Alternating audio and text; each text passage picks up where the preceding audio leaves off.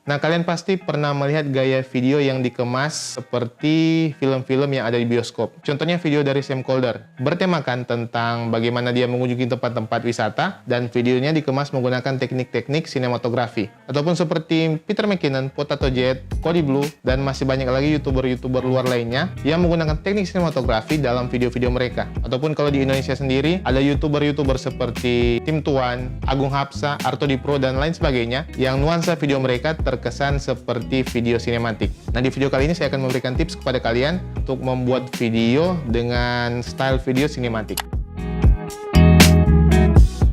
Nah, tips yang paling pertama yaitu kalian harus mengedit video kalian pada sequence 24 fps. Nah, kenapa 24 fps? Kebanyakan film-film yang ada di bioskop direkam menggunakan frame rate 24 fps. Namun secara teknis sebenarnya frame rate yang digunakan pada film-film pada umumnya yaitu 23,976 fps. Namun dibulatkan menjadi 24 fps. Nah, seringkali kita salah persepsi bahwa semakin tinggi frame rate maka kualitas video kita akan semakin baik. Tidak seperti itu. Jika kita ingin menghasilkan video dengan kualitas video sinematik, maka frame rate yang kita gunakan haruslah 24 fps. Seperti video ini, saya rekam menggunakan 24 fps. Nah, frame rate di atas 24 fps biasanya digunakan, contohnya untuk 30 fps biasanya digunakan pada acara-acara di televisi. Kemudian 50 fps atau 60 fps biasanya digunakan untuk acara-acara olahraga. Dan untuk kalian para gamer biasanya lebih memilih untuk video di atas 60 fps. Dan slow motion dapat menjadi tips kedua bagi kalian untuk dapat menghasilkan tampilan video sinematik. Kalian dapat menggunakan frame rate lebih tinggi dari 24 fps sehingga dapat menghasilkan slow motion yang lebih baik. Contohnya, jika kalian menggunakan frame rate 30 fps, kalian dapat slow video tersebut pada angka 80%. Kemudian untuk 60 fps, kalian dapat men-slow video tersebut sampai dengan 40%. Dan untuk video 120 fps, kalian dapat men-slow video tersebut sampai dengan 20%. Nah, untuk lebih detailnya tentang angka-angka tersebut, bagaimana kalian dapat menghasilkan slow motion yang tepat untuk setiap video kalian, dapat kalian lihat pada pembahasan yang sudah saya buat di video saya sebelumnya. Ketika kalian menggunakan slow motion, subjek kalian akan otomatis terlihat sangat keren. Kalian dapat menggunakan slow motion ketika subjek kalian bergerak, ataupun kalian dapat membuat slow motion dari pergerakan air, dan lain sebagainya. Dengan menggunakan slow motion, kalian dapat membantu penonton kalian untuk dapat melihat detail dari gambar yang kalian rekam, sehingga pesan yang disampaikan akan lebih mudah dipahami oleh penonton kalian. Namun tidak serta-merta kalian membuat seluruh video kalian untuk dibuat menjadi slow motion. Cukup kalian pilih beberapa part-part tertentu saja yang kalian anggap penting untuk dapat kalian buat menjadi slow motion. Nah, masih berkaitan dengan frame rate, tips saya yang ketiga yaitu kalian dapat menggunakan 180 degree rule. Nah, 180 degree rule ini merupakan pengaturan frame rate di mana kalian ingin mendabelkan jumlah FPS yang kalian gunakan untuk video kalian dengan jumlah shutter speed yang ada di kamera kalian. Contohnya seperti video ini yang menggunakan 24 FPS, maka shutter speed yang digunakan adalah 1/48, dibulatkan menjadi 1/50. Nah, begitu seterusnya ketika kalian menggunakan frame rate yang lebih tinggi. Jika kalian menggunakan 30 fps, maka shutter speed yang kalian gunakan adalah 1/60. Dan jika kalian menggunakan 60 fps, maka shutter speed yang kalian gunakan adalah 120. Nah, hal ini berguna untuk dapat membuat video kalian memiliki motion blur yang alami yang dapat dilihat oleh mata. Saya tidak akan membahas lebih teknis dari 180 degree rule ini, karena saya sudah pernah membahas secara detail tentang 180 degree rule ini di video saya sebelumnya. Kalian dapat melihat video saya sebelumnya jika kalian ingin mempelajari hal ini secara lebih detail. Tips saya yang keempat yaitu depth of field.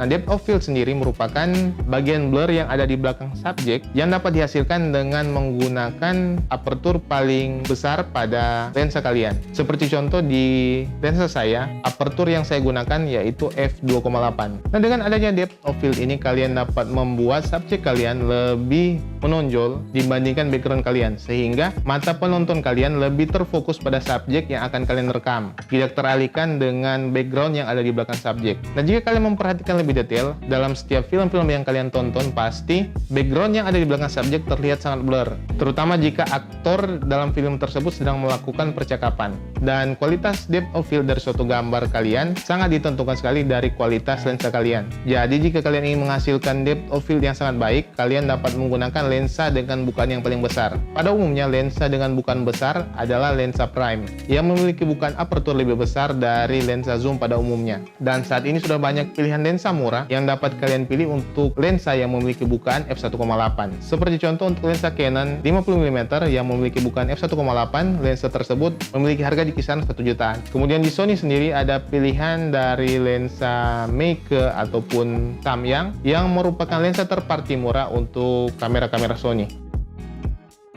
Tips saya yang kelima yaitu gunakan cinematic bar. Nah, cinematic bar ini digunakan karena aspek rasio film pada umumnya yaitu memiliki aspek rasio 2,39:1. Nah, dengan menambahkan cinematic bar ini kalian dapat langsung merubah tampilan video kalian secara drastis. Kalian tentu perlu melakukan penyesuaian ketika kalian ingin menggunakan cinematic bar ini.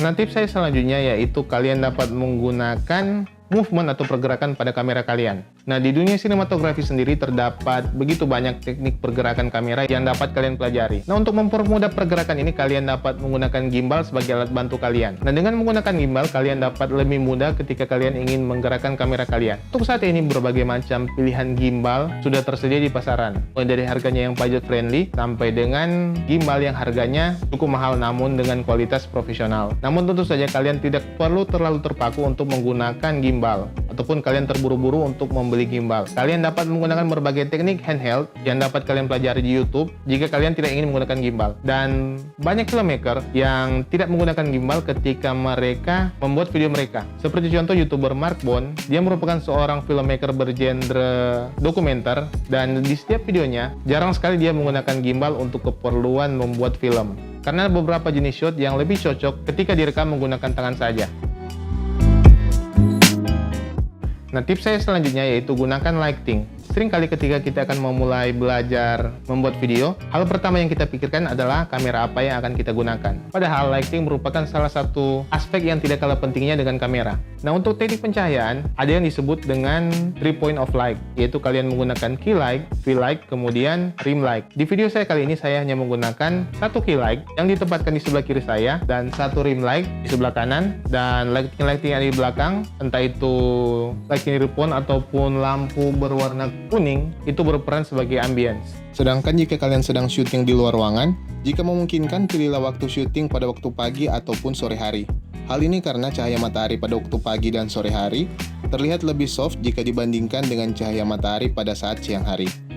Kalian dapat membuat matahari sebagai backlight sehingga menimbulkan efek flare pada kamera kalian yang dapat mempercantik gambar kalian. Tips selanjutnya yaitu kalian dapat mengatur komposisi gambar kalian. Nah, di dunia videografi maupun fotografi memiliki persamaan dalam hal komposisi gambar. Mulai dari rule of third, golden ratio, leading line, frame to frame, dan masih banyak lagi teknik komposisi yang dapat kalian gunakan pada video kalian. Kalian harus dapat melatih mata kalian untuk dapat menempatkan subjek yang akan kalian rekam di posisi terbaik menyesuaikan dengan lingkungan sekitar.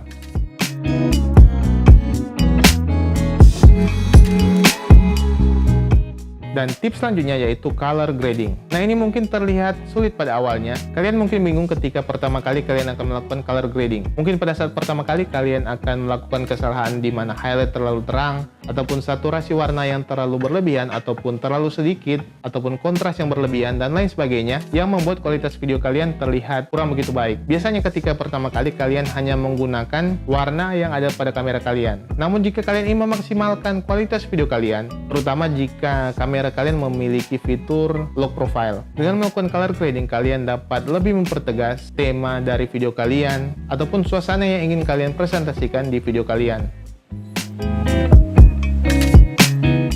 Dan mungkin itu saja untuk tips saya agar supaya kalian dapat menghasilkan video sinematik. Silahkan like, komen, dan subscribe jika kalian merasa video ini bermanfaat. Sampai jumpa di video selanjutnya. Bye.